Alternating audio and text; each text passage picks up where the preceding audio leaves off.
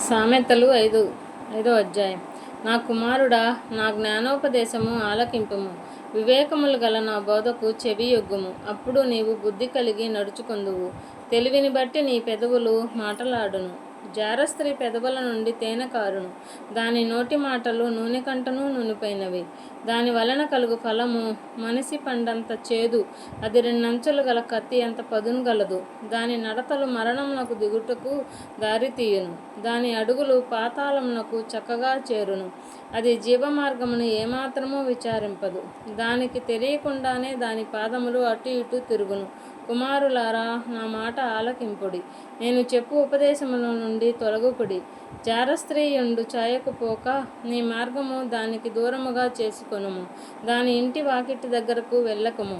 వెళ్ళిన ఎడల పరులకు నీ వనబలమును, క్రూరులకు నీ జీవిత కాలమును ఇచ్చివేతువు. నీ జీవన బలమును క్రూరులకు నీ జీవిత కాలమును ఇచ్చివేతువు. నీ ఆస్తి వలన పరులు తృప్తి పొందుదురు. నీ కష్టార్జితము అన్యుల ఇల్లు చేరును. తుదకు నీ మాంసమును నీ శరీరమును క్షీణించినప్పుడు, అయ్యో, ఉపదేశము నేనెట్లు త్రోసివేసి తిని, నా హృదయము గద్దింపునెట్లు తృణీకరించి తిను.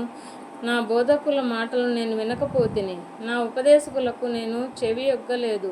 నేను సమాజ సంగముల మధ్య నుండి నన్ను ప్రతి విధమైన దౌష్టమునకు లోబడుటకు కొంచెమే ఎడమాయను అని నీవు చెప్పుకొనుచు మూలుగుచూ నుందువు. నీ సొంత కుండలోని నీళ్లు పానము చేయుచు నీ సొంత బావిలో ఉబుకు జలము త్రాగుము. నీ ఊటలు బయటికి చెదిరిపోదగునా? వీధులలో అవి నీటి కాలువలుగా పారదగునా?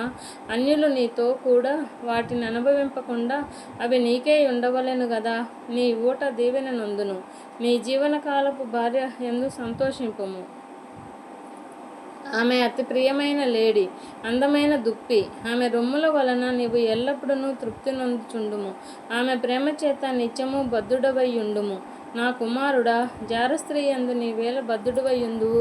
పరస్త్రీ రొమ్ము నీవేళ కౌగిలించుకొందువు. నరుని మార్గములను యెహోవా ఎరుగును. వాని నడతలన్నిటినీ ఆయన గుర్తించును. దుష్టుని దోషములు వాని చిక్కలబెట్టును. వాడు తన పాప పాశముల వలన బంధింపబడును. శిక్ష లేకయే అట్టివాడు నాశనమగును. అతి మూర్ఖుడై వాడు త్రోవ తప్పిపోవును.